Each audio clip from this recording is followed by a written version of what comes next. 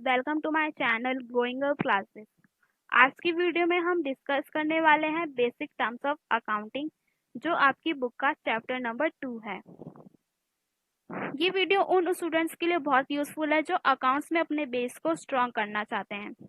तो दोस्तों, अगर आप अकाउंट्स में अपने बेस को स्ट्रॉन्ग बनाना चाहते हैं तो इस वीडियो को एंड तक ज़रूर देखिएगा।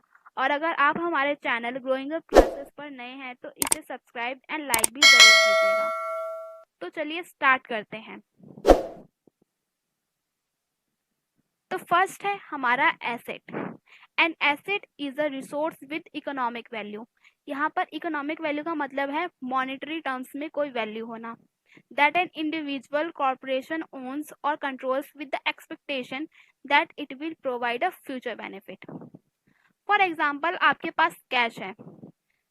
कैश एक एसेट है, बट अगर आप उसको बैंक में डिपॉजिट करते हैं और या फिर इन्वेस्ट करते हैं तो उस पर आपको इंटरेस्ट मिलता है, जिससे आपकी जो कैश की वैल्यू है वो बढ़ जाती है।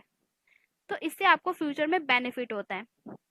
And it may be the item that depreciate over a time period. Depreciation का मतलब होता है लॉस ऑफ वैल्यू। डेप्रिसिएशन के बारे में हम डिटेल्स में आगे डिस्कस करेंगे। एसेट्स के एग्जांपल्स होते हैं cash, temporary investments, account receivables, machinery, vehicles, furnitures, equipments. ये सारे जो होते हैं एसेट्स के एग्जांपल्स होते हैं। एसेट टू टाइप्स के होते हैं, current assets and fixed asset. Asset जो शॉर्ट टर्म नेचर के होते हैं उन्हें करंट एसेट कहा जाता है, एंड जो with in the year convert हो जाते हैं कैश में। इसके एग्जांपल्स होते हैं cash equivalents, inventory, account receivables, marketable securities, prepaid expenses plus other liquid assets. Fix assets वो एसेट होते हैं जो लॉन्ग टर्म नेचर के होते हैं, जिन्हें हम इजीली कन्वर्ट नहीं कर सकते कैश में within the year. For example land, building, patents, machinery and trademarks. Next topic है हमारा liabilities. Liabilities are the obligation of the company. Obligation means मतलब लाइबिलिटीज जो होती है उधार होती है कंपनी के ऊपर जो उन्हें पे करना होता है। They are the amounts owed to the creditor for a past transaction and they usually have the word payable, क्योंकि उन्हें पे करना होता है हमें। For example notes payable, accounts payable, bills payable, salary payables etcetera. Liabilities two types की होती हैं, current liabilities and non current liabilities. Current liabilities वो लाइबिलिटीज होती हैं जो शॉर्ट टर्म नेचर की होती हैं, जिन्हें शॉर्ट टर्म में हमें पे करना होता है with in the 1 year. For examples bill payable, rent payable, short term loans etcetera. Non current liabilities वो लाइबिलिटीज होती हैं जो लॉन्ग टर्म नेचर की होती हैं, जिन्हें हमें मोर देन 1 ईयर में पे करना होता है। इसकी जो पीरियड है वो कितना भी हो सकता है। For example 2 year, 3 years, 4 year, मतलब 1 ईयर से ज्यादा होता है। सेकेंड है capital. Capital is a term for financial asset such as funds held in deposit. किसी भी बिजनेस को स्टार्ट करने के लिए हमें कुछ फंड्स चाहिए होते हैं, क्योंकि विदाउट फंड्स तो कोई भी बिजनेस स्टार्ट ही नहीं किया जा सकता। ठीक है। Basically capital is a financial resource of the company to operate its business. तो कैपिटल जो होती है बिजनेस को स्टार्ट करने के लिए बहुत इंपॉर्टेंट रोल प्ले करती है। नेक्स्ट है expenditure. And expenditure is defined as a cost which is paid or given in exchange for something of value. Expenditure मतलब फॉर एग्जाम्पल आप मार्केट से मशीनरी खरीदते हैं तो आप उसके बदले में कुछ कॉस्ट पे करते हैं, वो क्या होता है, वो आपका एक्सपेंडिचर होता है। Expenditure refers to the payment made और liabilities incurred in exchange for goods और सर्विसेज। गुड्स और सर्विसेज के एक्सचेंज में हम क्या देते हैं, कुछ कॉस्ट पे करते हैं, तो वो हमारा क्या होता है, एक्सपेंडिचर। एक्सपेंडिचर क्या करता है, इंक्रीज करता है वैल्यू ऑफ एसेट्स और रिड्यूस करता है लाइबिलिटी को। एक्सपेंडिचर 3 टाइप्स के होते हैं, capital expenditure, revenue expenditure and deferred revenue expenditure. इसके बारे में हम आगे डिटेल्स में डिस्कस करेंगे। नेक्स्ट है हमारा depreciation. Depreciation is the term that accounts for the loss of the value in an asset over a time period. It can be in terms of percentage.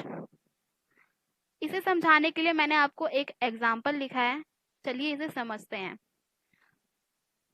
A purchased a car for 2 lakh rupees. He charged depreciation 10% per year. After 3 years, when he sold his car to B, its value become 1,40,000 rupees. ए ने purchase किया car, जब उसने car purchase की थी तो उसकी value कितनी थी, 2 लाख। बट जब उसने सोल्ड की बी को तो उसकी वैल्यू कितनी होगी, 1,40,000। तो here is a 60,000 is a depreciation of 3 years. उसने 10% डेप्रिसिएशन चार्ज किया है पर ईयर, मतलब हर साल वो 10% वैल्यू रिड्यूस करेगा अपनी मशीनरी की, राइट। तो 10% ऑफ 2 लाख इज 20,000। 3 इयर्स के लिए इसका अमाउंट हो गया 60,000। तो यहाँ पर डेप्रिसिएशन का मतलब है कि अगर आप कोई भी एसेट खरीदते हैं तो उसकी वैल्यू रिड्यूस होती है ओवर अ टाइम पीरियड।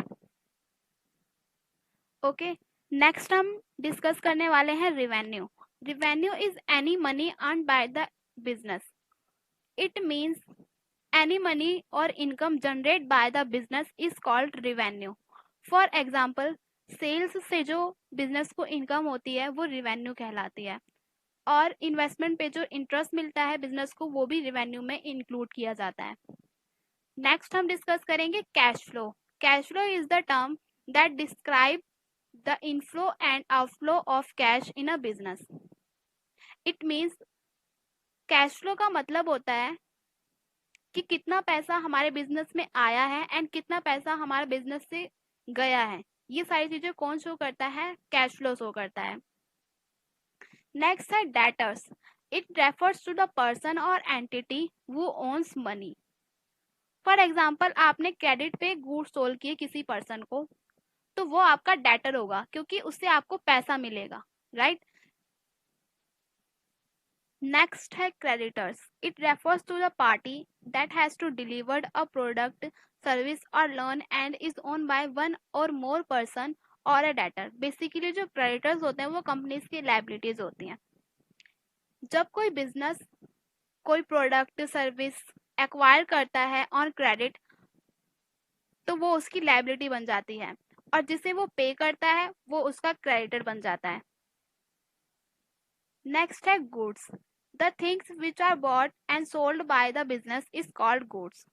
मतलब जो भी चीजें बिजनेस के द्वारा अपने कस्टमर को सोल्ड की जाती हैं वो गुड्स कहलाती हैं। It is purchase by business for resale. ये रीसेल करने के लिए परचेज की जाती हैं। नेक्स्ट हम डिस्कस करने वाले हैं balance sheet. It shows the financial statement of the company. It includes assets and liability. Basically जो बैलेंस शीट है वो फाइनेंशियल स्टेटमेंट शो करती है कंपनी की। फॉर एग्जांपल, अगर कंपनी के एसेट्स ज़्यादा हैं एंड लायबिलिटीज़ कम है, इसका मतलब क्या है कि कंपनी की फाइनेंशियल स्टेटमेंट अच्छी है।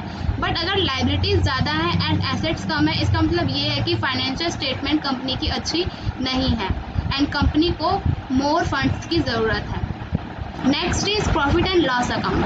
The profit and loss account statement is a financial statement that summarises the revenue, cost and expenses incurred during a specific period. Basically it shows the income generating capability of the business. Basically जो profit and loss account है वो ये show करता है कि company कितनी अच्छे से इनकम जनरेट कर पा रही है। प्रॉफिट का फॉर्मूला होता है total revenue minus total expenses. अगर हमारे टोटल रेवेन्यू ज़्यादा है तो इसका मतलब ये है कि प्रॉफिट एंड लॉस अकाउंट की स्टेटमेंट जो है वो अच्छी है। बट अगर एक्सपेंसेस ज़्यादा है एंड रेवेन्यू कम है तो इसका मतलब ये है कि कंपनी घाटे में चल रही है, कंपनी को लॉस हो सकता है फ्यूचर में। Next we are going to discuss is discounting. Discounting is basically reduced prices or something being sold at a price lower than its list price or face value. For example, अगर आप shop से pen लेने जाते हैं तो seller अगर आपको 5 रुपये का पेन 3 रुपीज़ में देता है, तो इसका मतलब जो 2 रुपीज़ का डिफरेंस है वो आपका डिस्काउंट है जो सेलर के द्वारा आपको दिया गया है। बेसिकली डिस्काउंटिंग का मीनिंग ही यही होता है, रिडक्शन इन द कॉस्ट और प्राइस ऑफ द कमोडिटी। जो डिस्काउंट होता है वो 2 टाइप्स के होते हैं, trade discount and cash discount. जो ट्रेड डिस्काउंट होता है वो बेसिकली जो होलसेलर होते हैं वो अपने कस्टमर को देते हैं जब वो बल्क में गुड्स को खरीदते हैं। और trade discount given by a seller to the buyer as a reduction in the list price of the commodity is a trade discount. It allowed at the time of payment. ये payment के time पे allowed किया जाता है। Next is cash discount. A reduction in the amount of invoice allowed by the seller to the buyer in return for immediate payment is a cash discount. It allowed at a time of purchase. जब seller अपने customer को discount देता है at the time of payment. Last है हमारा reserves. Against that have been allotted for a specific purpose is called reserves. Basically जो reserves होते हैं वो कंपनी कुछ पैसा बचा के रखती है अपने पास टू फेस द अनसर्टेनिटी और purchase a machinery in future etcetera. तो ये थी दोस्तों आपकी बेसिक टर्म्स ऑफ अकाउंटिंग। अगर आपको अभी भी कुछ समझ में ना आया हो तो आप मुझे कमेंट सेक्शन में कमेंट करके बता सकते हैं। मैं कोशिश करूंगी आपकी प्रॉब्लम्स को सॉल्व करने की। थैंक यू दोस्तों फॉर वॉचिंग दिस वीडियो।